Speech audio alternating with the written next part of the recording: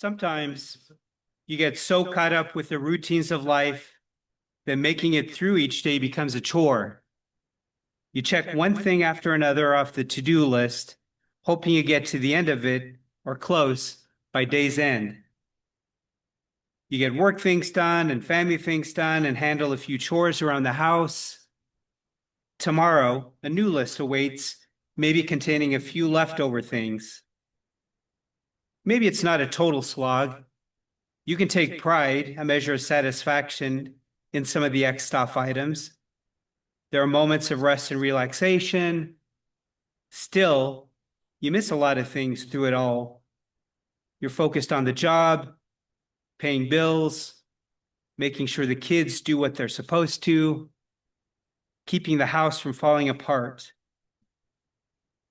You don't notice a lot going on around you, or maybe it registers, but you look past it to the things that need to be done.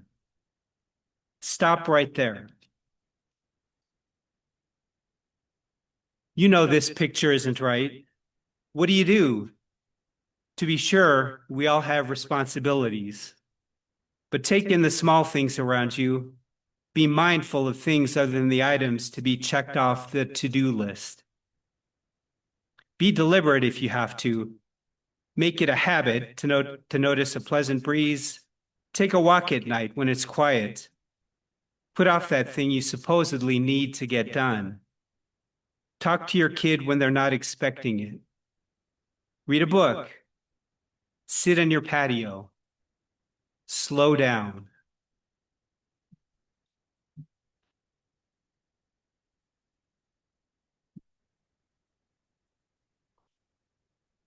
To bring focus and community, we have a ritual that we have first thing, and that is the lighting of the chalice.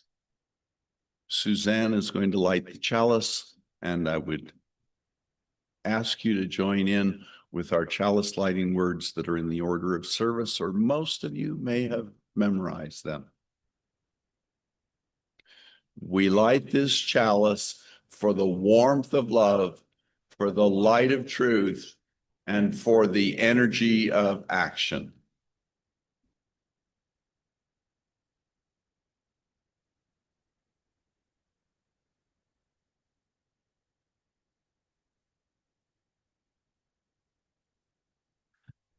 Good morning. Nice crowd. Welcome to the Unitarian Universalist Church of Ogden.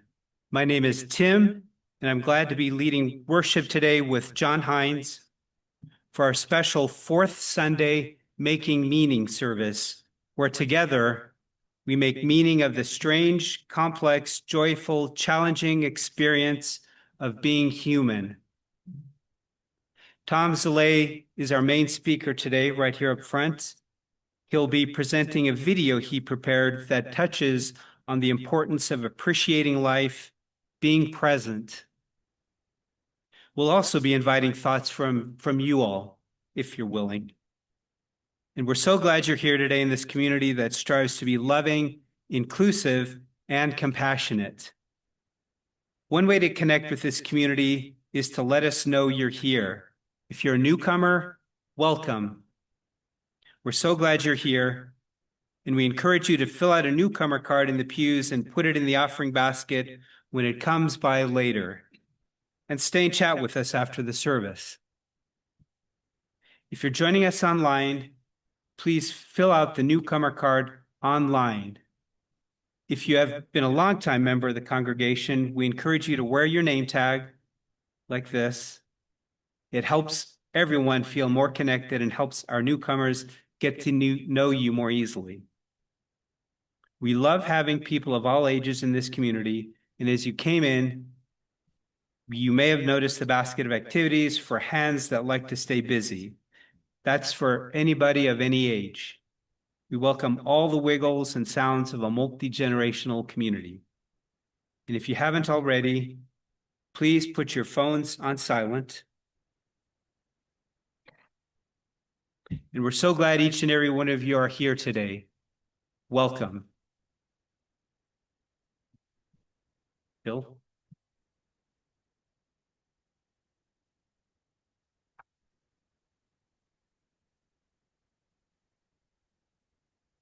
Morning, everybody. We're not the first to consider the brevity of life, are we? It's been pondered by humans for thousands of years, ever since Homo sapiens developed a capacity for self-awareness. From ancient history, we have an example attributed to Hippocrates, a Greek physician who lived during Greece's classical period, recorded his philosophical thoughts in a book of aphorisms. One of the most quoted ones is, "Life is short, art is long, opportunity fleeting, experiment dangerous, judgment difficult." The Romans condensed and translated this timeless phrase into Latin, giving us the brief but mysterious ars longa, vita brevis. Art is long, life short. What is art? And what could this mean for our time? In Hippocrates' context of medical practice, these four words emphasize the vast body of knowledge and skill required in a craft or profession compared to the limited lifespan of a human being. Creators of all types, be they physicians, sculptors, painters, potters, musicians, scientists, are well aware there's always more to learn and more technique to master. Ars longa, vita brevis. This has a larger meaning encompassing the totality of life. I believe it means something like, it takes more than a lifetime to perfect all that we've been given, all that we've learned, all that we've achieved. I'll use our own Unitarian Universalist community as an example. If you adopt the principles, values, and practices espoused here, they clearly require a lifelong endeavor. We try to capture this in little sound bites. The existentialists tell us life is what you make it. Life is about the journey, not the destination. Good thing, because we all know the destination. Ars longa, vita brevis.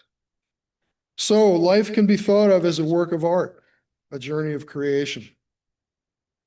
Life's work can be making things, a professional career, raising a family, serving humanity. Each of us is or could be the artisan of our life. Yeah, life is short, but there's plenty of time to do something meaningful. So what do you say we get on with it? Enjoy the journey and pass it on. May it be so.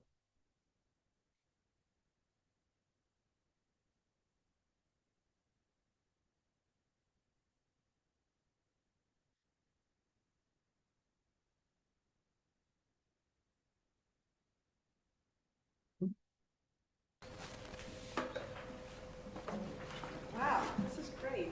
Nice to see so many of you here. Okay, I'm going to do a song, and it's by a singer-songwriter named Carrie Newcomer, and it's called "A Light in the Window."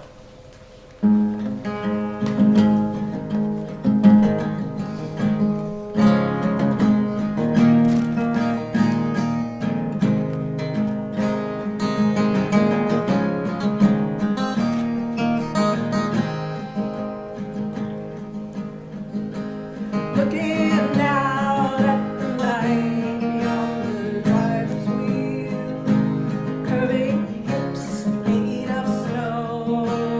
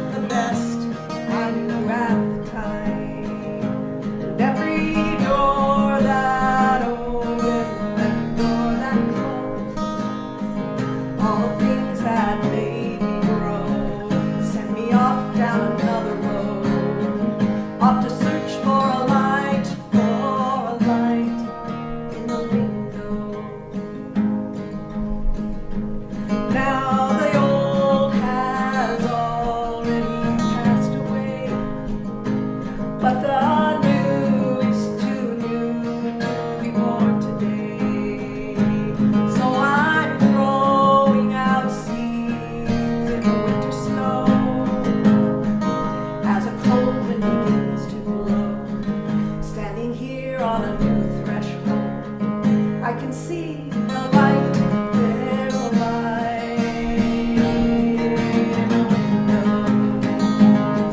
And the world is made of stone. And the world is made of glass. And the world is made of light. And it's moving very fast.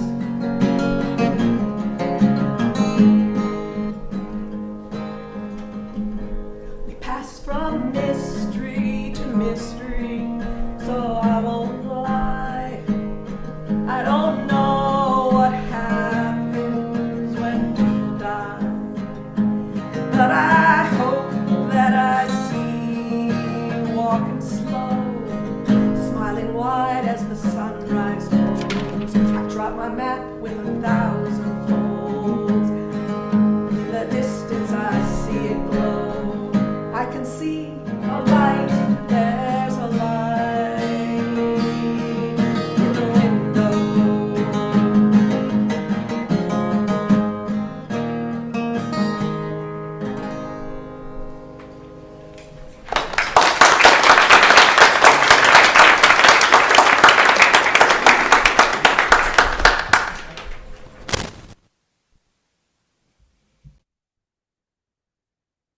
I love hearing her practice this last week at home. Just filled the house up. It was so nice. So, about those that don't know, that's my wife.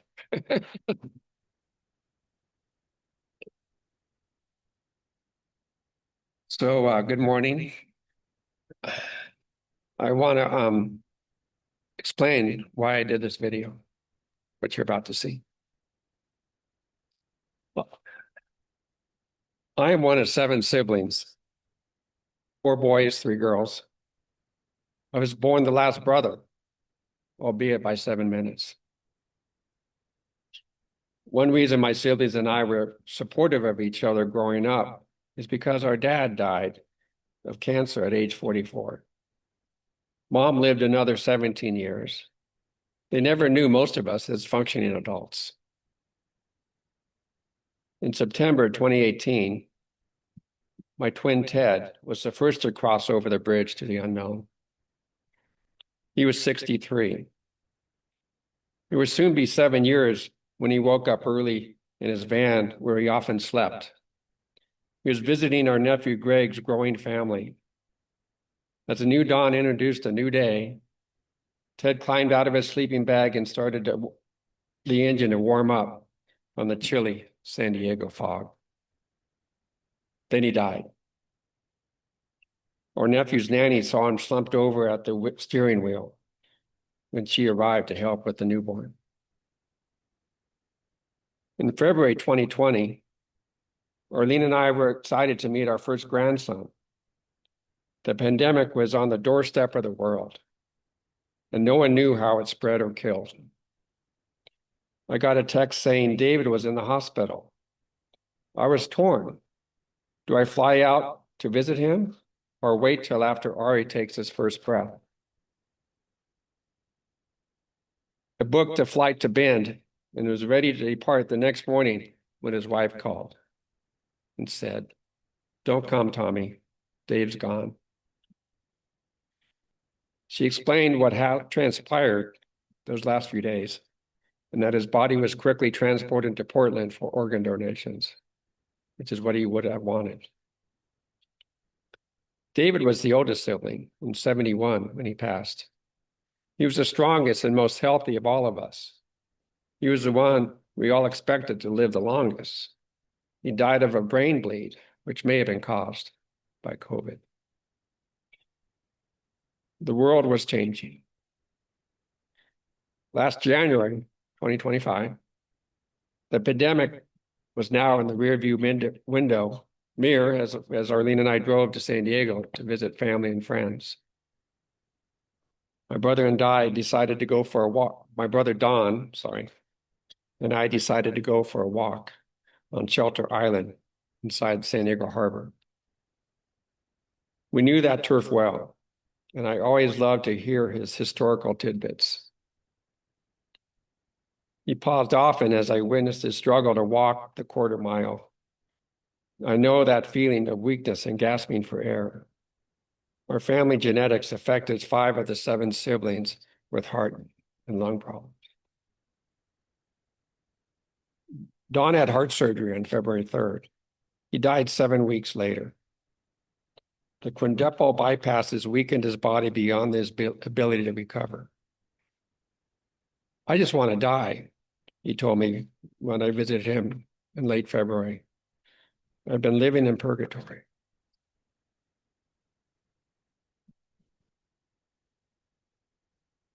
In mid-March, Don's wife Candy called my sisters and I to come quick. We flew to San Diego to be near him. We kept vigil 24/7 in room 623 at Sharp Hospital, the hospital where I was born. When I had some alone time with him, I asked him, "Are you scared?" He shook his head and whispered, "No, I'm ready." He was not a religious person. He was surrounded by love all that week. He cracked jokes. Candy, his sons Greg and his wife Rachel and their children, and his son Jono and his wife Amy visited every day, as did lifelong friends. Don and I FaceTimed with my daughter Caitlin, who just gave birth to Evie, our 4th grandchild. It made him smile to see another Zaleh arrive here on Earth, just as he was about to exit and join the cosmos. We come from dust, and we return to dust. Losing 3 brothers in 6 years confirmed just how precious little moments in daily life should be cherished. Don was always the one to find a joke about everything. He was the brother who had the most influence on my personality. He was kind, he was funny, a coyote trickster playing pranks. He was a slow-moving turtle, and he loved to putter in the yard. And he was a hoarder. He collected everything, collected tidbits of everything. He was a keen observer of life and loved history. He pinned postcards from multiple White House residents, and I and others received them periodically growing up, signed by Jimmy Carter, Ronald Reagan, or Barack Obama. He often told me, his students, and his fellow teachers when he saw them struggle, "Just continue to be you. Be yourself. Love yourself. Don't worry about what others think of you."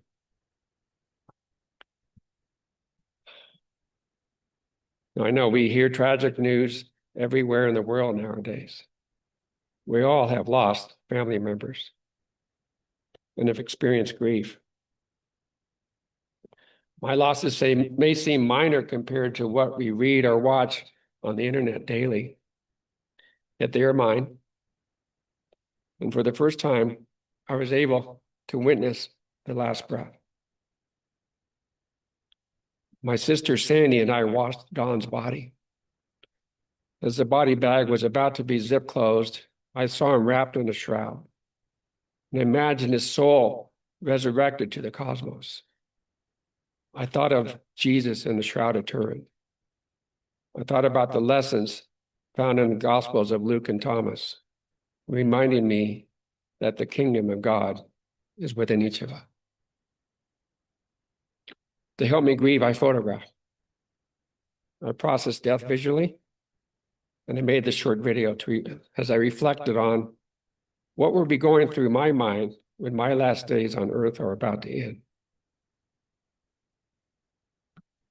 So again, after the video, if you want to share, you're welcome. And I want to thank Joseph Cook. He's in Taiwan singing right now, but he and I finished recording the soundtrack Tuesday. And I spent the last 4 days fine-tuning it and adding it to my film because my film needed some music. So enjoy.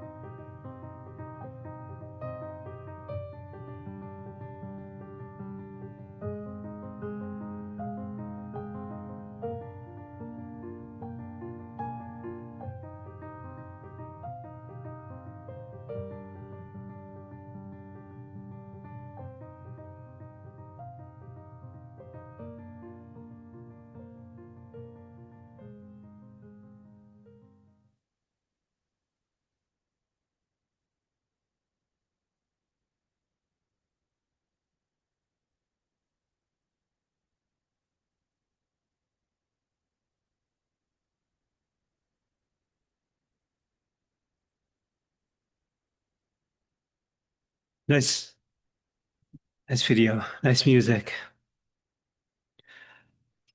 Well, a lot to think about there. Kind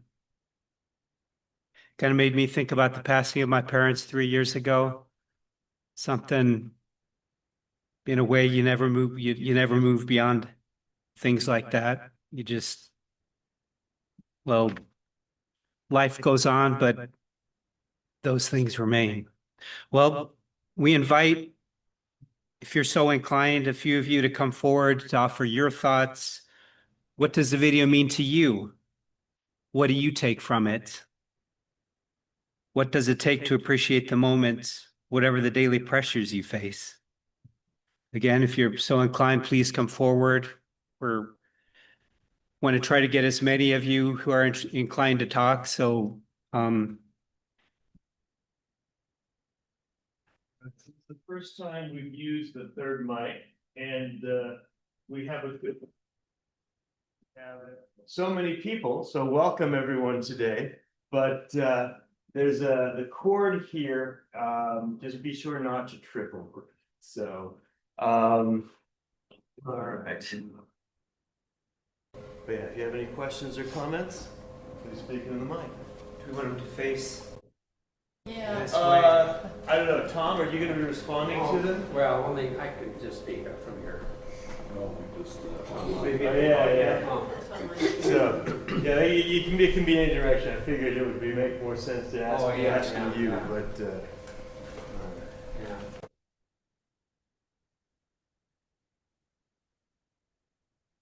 I think it would be easier actually if I turn this way. How we go. So I'm Debbie Hackett. For those of you who don't know me, we have a new grandbaby in our home who is now 2 months old. And it has been a challenge watching him develop over this period of his life. And you think about a blink in time, and, you know, it's so hard sometimes to soothe him because, you know, he doesn't know how to express what he wants. And it's difficult. So we take him outside for walks. We bounce him on our knee. We try to use the pacifier. And mom is always there. She is. She does have to go back to work next month, part-time. So that's coming up quickly. But, you know, babies remind us how precious each moment is.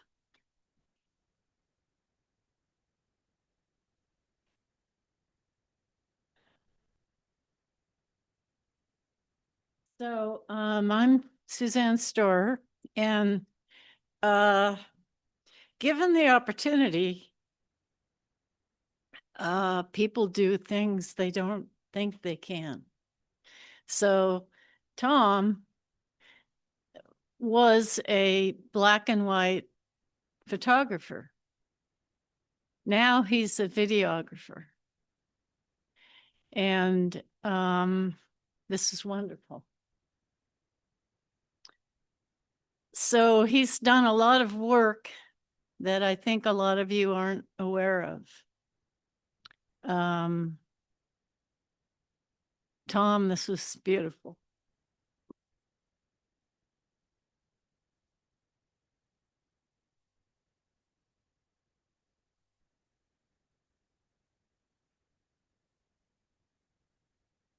Many of you know that I've suffered a rather traumatic injury and surgery outside of the country, and it was been an interesting 7, almost 8 weeks of recovery so far.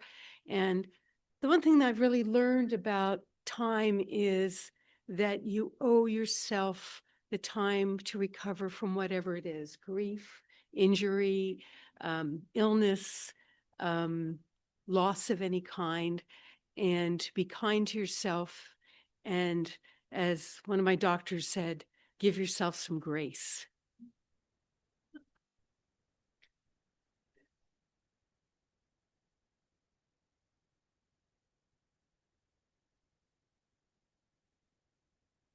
Hi, I'm Ash. I've been here for about 3 weeks now.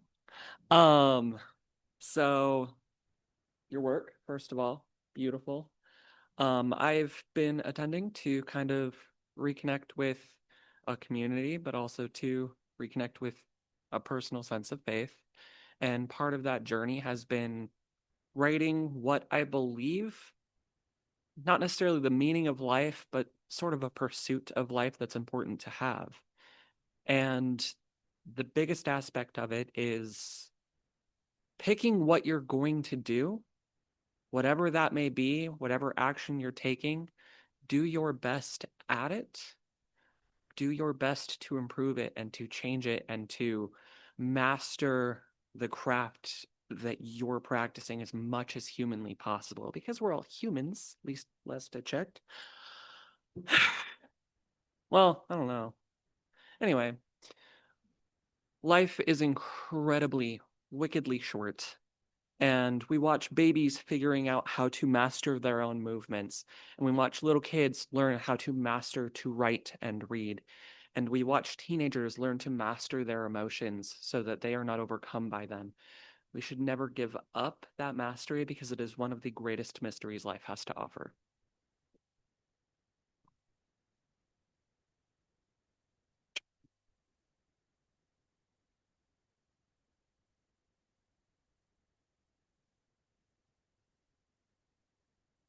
So it turns out that me and Tom have a surprising amount in common. In addition to being from San Diego, I am also one of 7 children.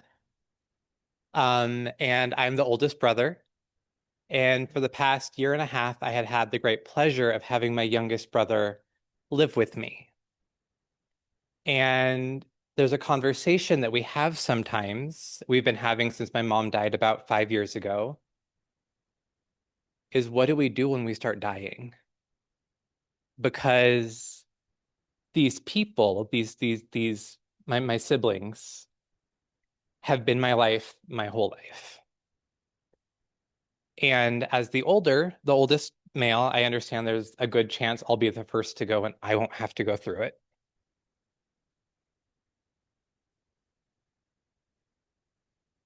But there is like a wholeness in a large family that's hard to understand if you haven't been in it.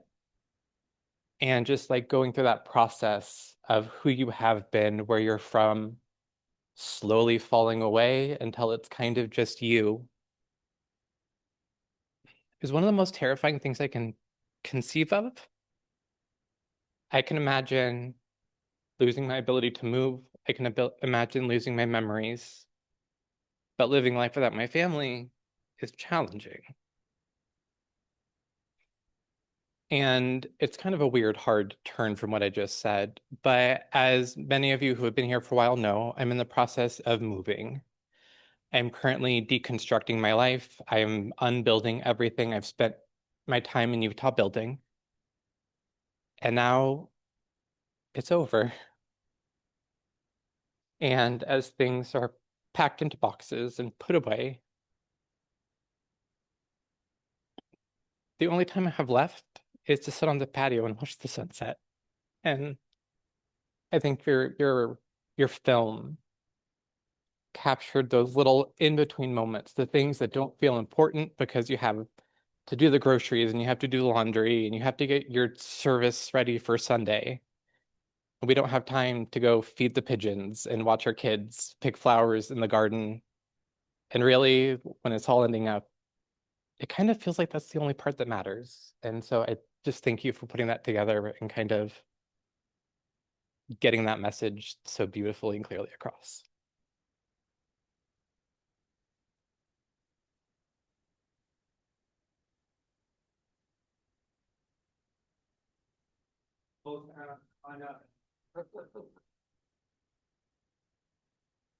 Why they're filming, I just want to say, half this film was filmed since Don died.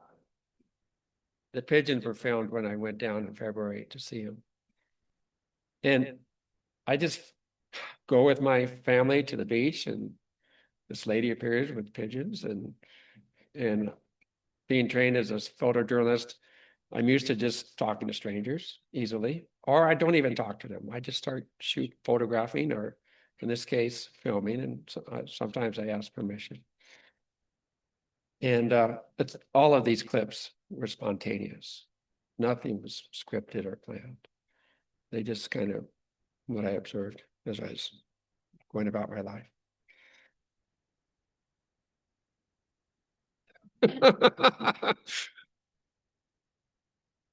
Danette McGilvery. And I was really struck as you were giving us the background on this, that with your mom, it was the first time that you had actually seen death happen in the your brother. Yeah, sorry. Your brother. Sorry, I was thinking of my mom. So your brother. So that was the first time you had seen that. So I come from a very large family, large extended family. I've been going to funerals since I was a kid. It is not unusual to go to funerals. All of this is not new to me. But my mom passed away 3 years ago, and I slept with her the last 2 nights, and I was laying next to her and counting, because the breaths were getting longer, and counting her last breaths. And I was with her when she took that last breath and called the time of death.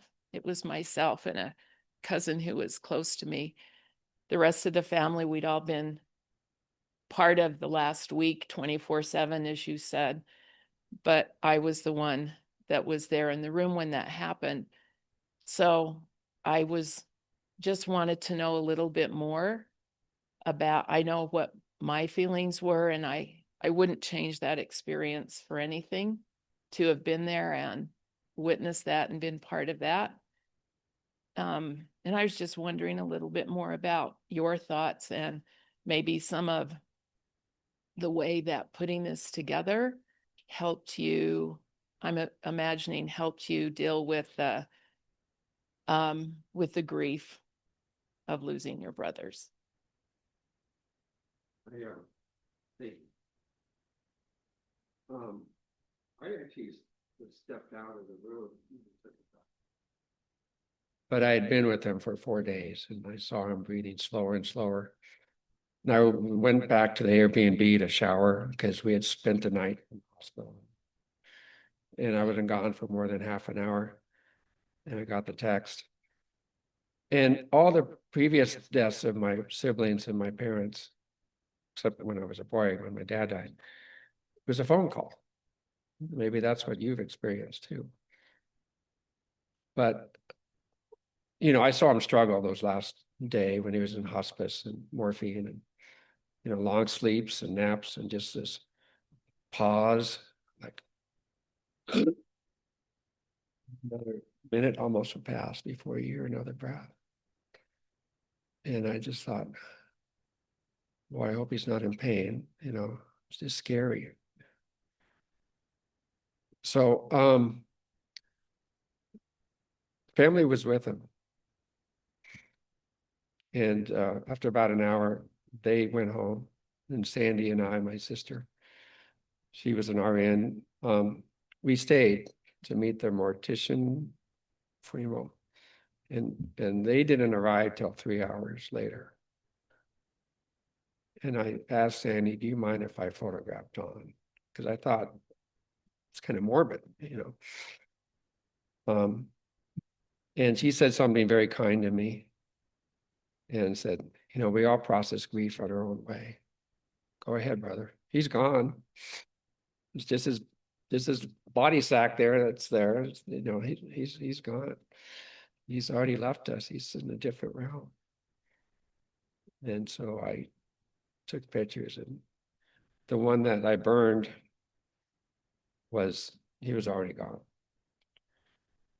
And that shroud looking thing was the body bag.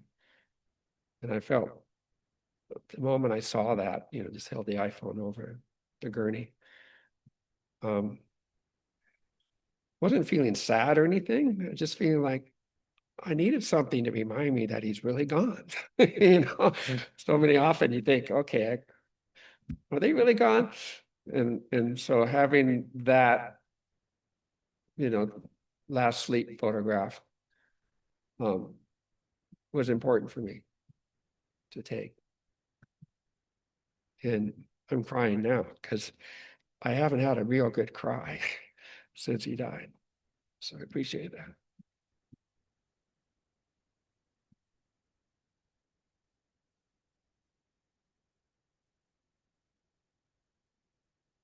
Okay, my name is Peter LeCain, and I wish I would have not left my keys in the car because on my keychain is a meritorious service medallion that my dad had that he was fiercely proud of.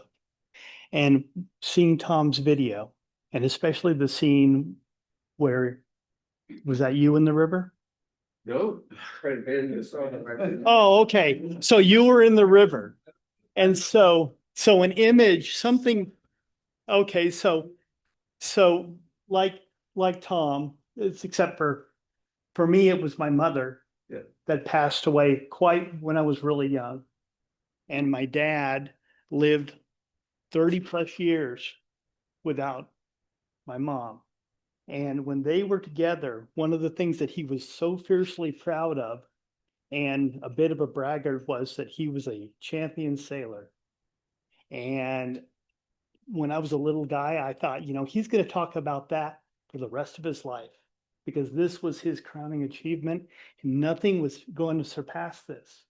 But then as time went on, and my mother, and so the hope that I have that when we return from ashes to dust, that we are in the cosmos and we can see and feel the energy that is within our family.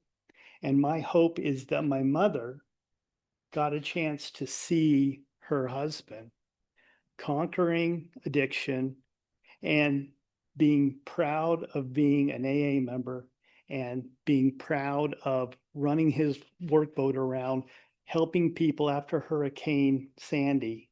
And that was what he remembered. And that's what he wanted to talk about.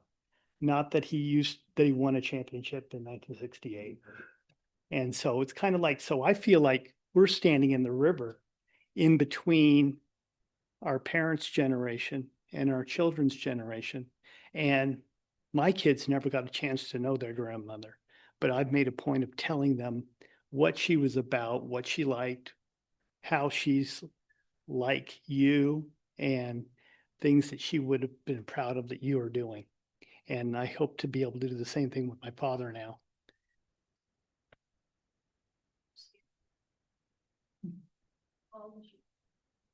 Huh? Oh, he's passed. Oh. Yeah, no, he passed. Yeah, I should have said that, yeah.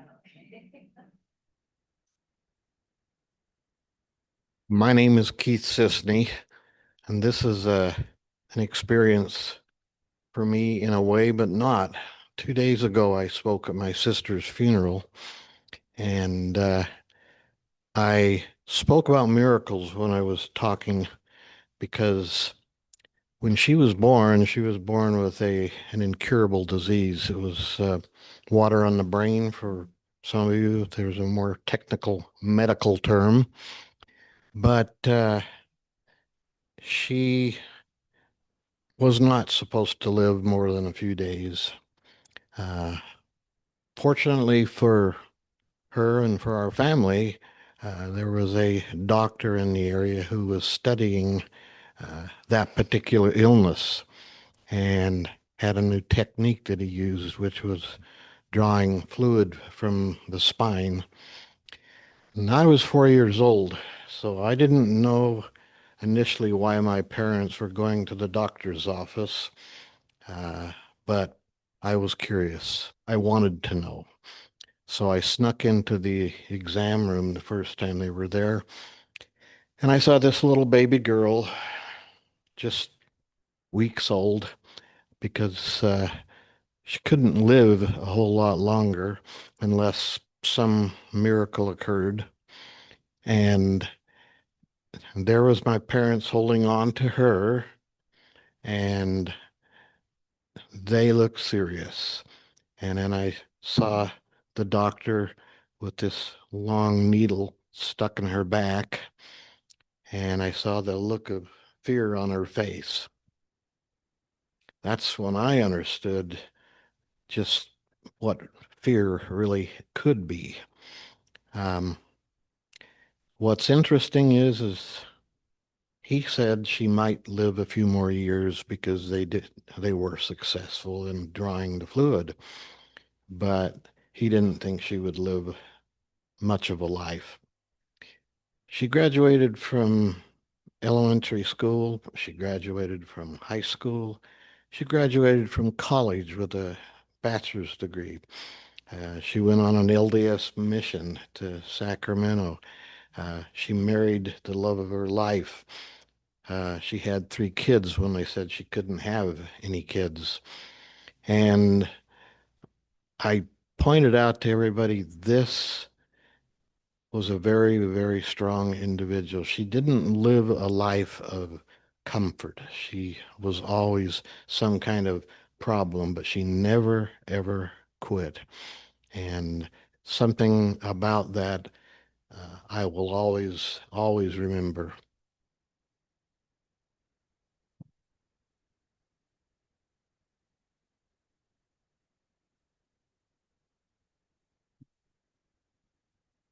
My name is Carol Nylander.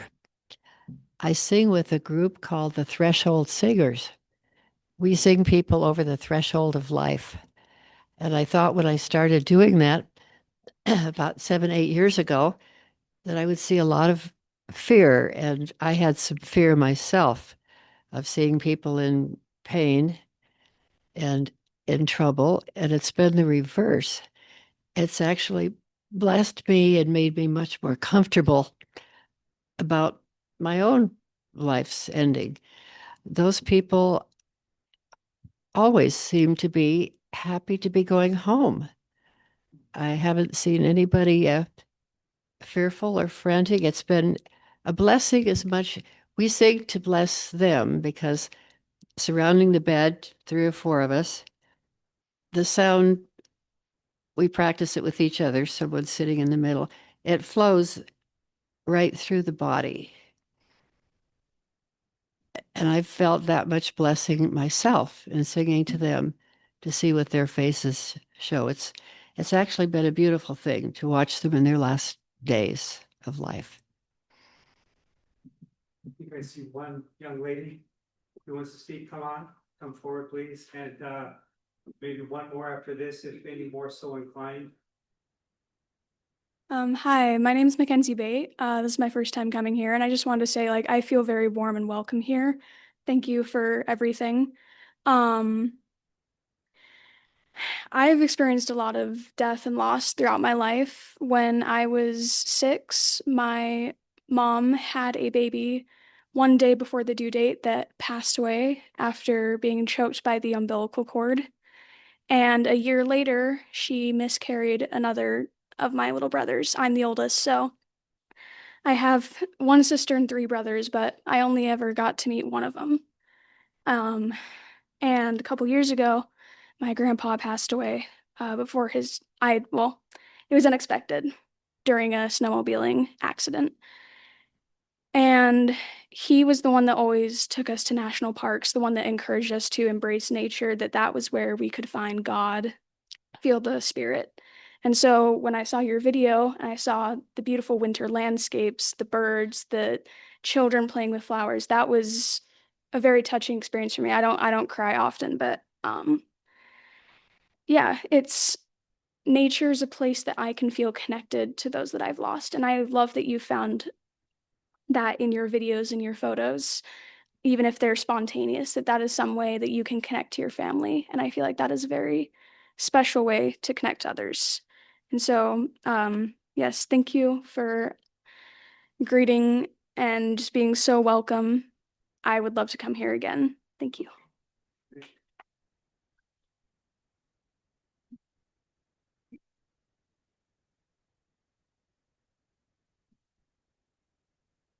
My name is Brian Osborne.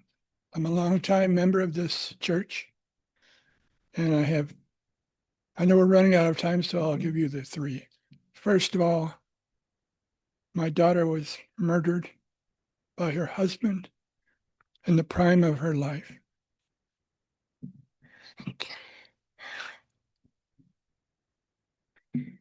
The second item I have is a death in my family that's very close to me.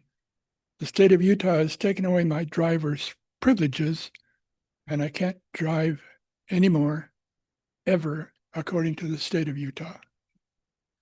I didn't know such a thing existed. The third item, I have pledged to the Presbyterian Church a bunch of puzzles, 40 or 50. I have them in my car outside. I need to take them inside, and it'll take me like a half an hour unless I have some assistance. Thank you. And that's all I have. One thing. Humor. My friend Alice Taylor, who a lot of you would know, when her mother died, Alice was about, I don't know, she was about 70. And her mother must have been 90. And she said, you know, Suzanne, I'm not a kid anymore. One more speaker. Do we have, how many of you, did you, okay, 2 more speakers? We can talk at coffee. You, okay, you two, and then we'll continue at coffee.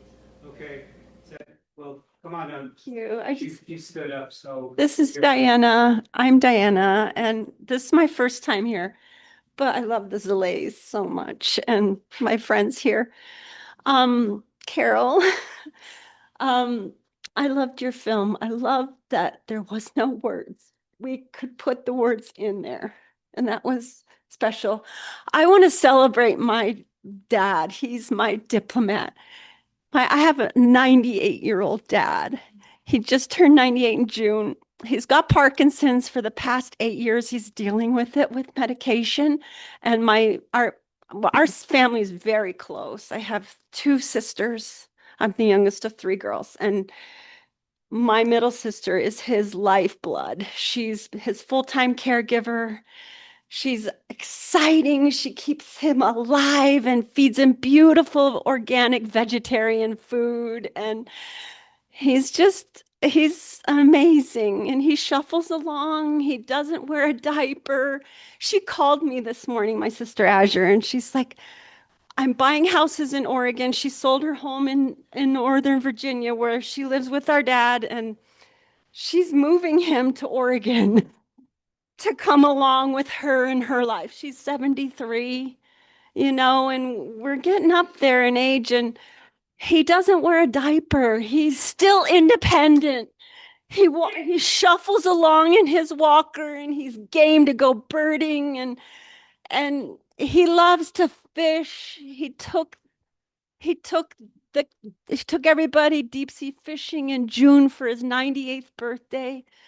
And they caught the big salmon in Oregon. And all 3 girls were born in Oregon and Idaho. And he was the range division manager in Eastern Oregon. It's just crazy, millions of desert. And he managed that. He's an amazing man. So our life is blessed with our dear father. And I've seen death. I watched my mom pass, and I gave birth to my daughter in my bedroom, and I've seen birth, and we're just amazing how we can still be together and have joy with our beautiful dad. And where he's going to meet again for his 99th birthday in Oregon again, or maybe he'll be living there. So yeah, there's a lot of hope. Our final speaker, and again, we can continue the conversation across the hall.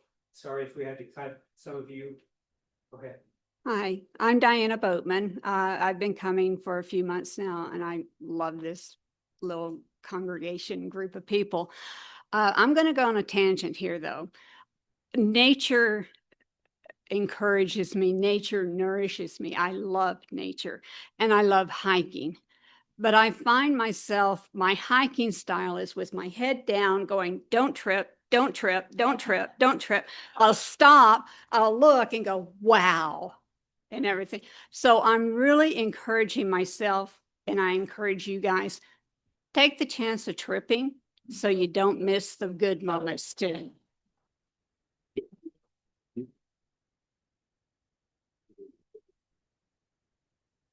Thank you, everybody.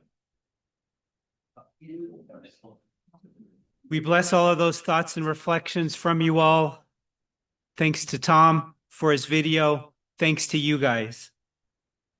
Tom?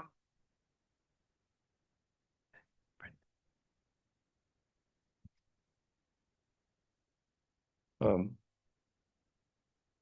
doing the candles and stones? Yeah, I know. Yeah. Okay. So I was offered to write a prayer for today, and I did it last night. There's a lot going on that makes us question the future of our nation and our planet. It seems overwhelming at times. I pray that we, as a loving community, see and feel the love in others. For those hurting from war, famine, for those going hungry or becoming homeless, those suffering from anxiety or depression, and ICE raids. May we take a few moments to breathe and reflect on the miracle of life in front of us. It is everywhere, and it's available to us every day. In her song, Kate Wolf, a folk singer who passed away decades ago, wrote this song she titled, Give Yourself to Love. I just want to read the first verse. Kind friends, all gathered round, there's something I would say. What brings us together here has blessed us all today. Love has made a circle that holds us all inside. Where strangers are as family, loneliness can't hide. You must give yourself to love if love is what you're after. Open up your hearts to the tears and laughter and give yourself to love. Give yourself to love.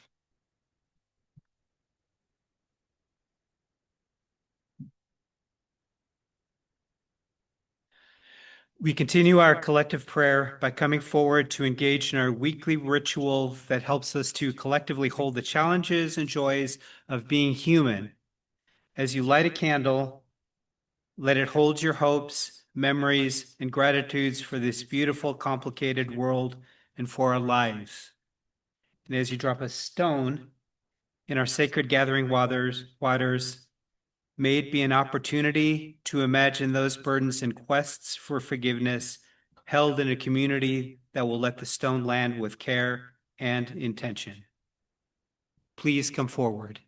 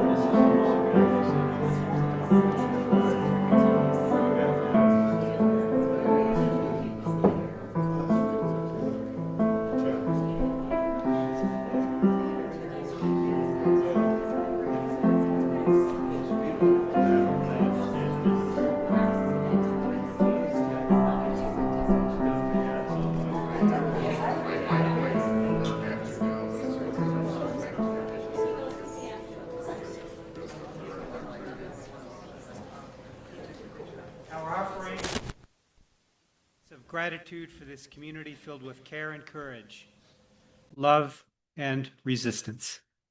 We commit to keeping this community resource for the ministries ahead, both inner walls and beyond.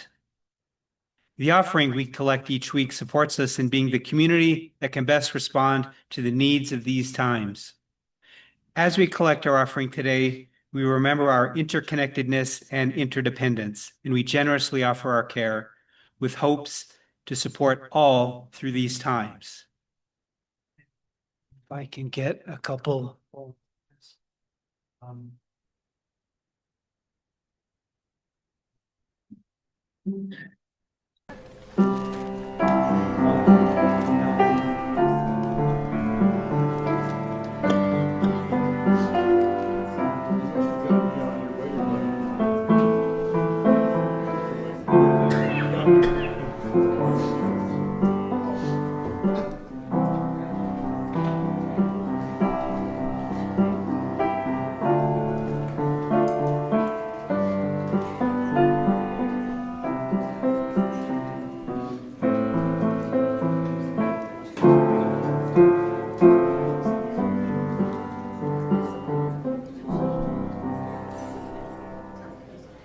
Please rise in body or voice and facing the center aisle. Sing together the offering song printed in your order of service.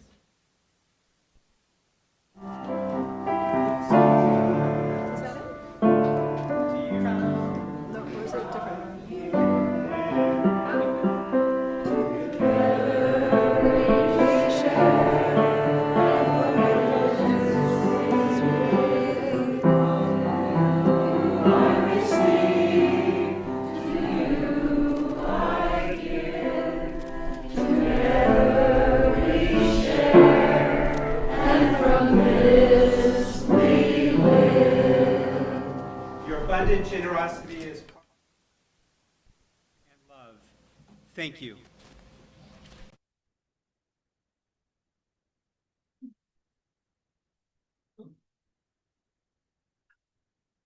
The Ogden Pride event is next Sunday, and volunteers are needed to help set up, staff, and break down the UUCO booth. If you have the time, the help would be appreciated. Setup will start at 10:30 a.m. with breakdown at 8 p.m. and the event hours are from 11 a.m. to 8 p.m. Reach out to Chalice if you can help. She's not here today, but her contact info is in the newsletter. The Trans Pride and Joy Festival presented by Gender Bands it will be on October 9th in Salt Lake City. A representative spoke here last week, I believe, recently. More details are to be announced. The Codger Coffee Group has returned to its familiar stomping grounds at Grounds for Coffee at 3005 Harrison Boulevard by Ogden High. Yeah, I guess they finished their renovations. Okay. The group meets Fridays at 9:30 a.m. as usual, and they are ready to see you there. Sure, come a couple more, and then Tom has something. Reminder, nursery services are available for those with kids up to 4 years old, and that's just down the hall here. And the First Presbyterian Church, our host church, will host a rummage sale this coming weekend. I believe it's August 1st and 2nd. Tom, did you have something? One, I want to thank you. Two, I'm showing this film August 17th at the main library in Salt Lake City. It's a Sunday and it's 2:00. There's a monthly event called 12 Minutes Max. So if you just go to their website, it's just 12 minutes max. So 3 artists get together. I haven't met the other artists, but they offer to share their work in progress to unknown people in an audience and get feedback. And I'll be sharing this film. And it's after church, so it's 2:00 on Sunday, not in the morning. And it's a big auditorium too. Yeah, there's a good chance that Joseph will play live too. They have a baby grand there, so it'd be kind of fun. 17th of August.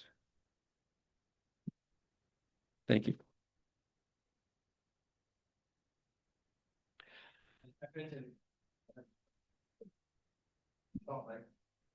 Our closing hymn will be courtesy of YouTube up here, but please rise in body or spirit for it's Let It Be a Dance. I don't remember which number that is in the book. Anybody have a good memory? What was that? 311. 311. That would be in the gray hymnal then? Yeah. Let it be a dance.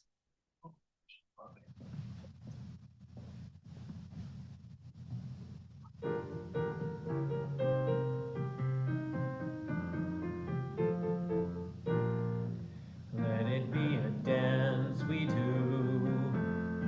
May I have this dance with you, through the good times and the bad times too. Let it be a dance. Let a dancing song be heard. Play the music, say the words, and fill the sky with sailing birds. Let it be a dance, let it be a dance, let it be a dance. Learn to follow, learn to lead. Feel the rhythm, feel the need. To reap the harvest, plant the seed. Let it be a dance. Let it be a dance we do. May I have this dance with you, through good times and the bad times too. Let it be a dance. Morning star comes out at night. Without the dark there is no light. If nothing's wrong, then nothing's right. Let it be a dance. Let it be a dance. Let it be a dance. Let the sunshine, let it rain. Share the laughter, bear the pain. And round we go again. Let it be a dance.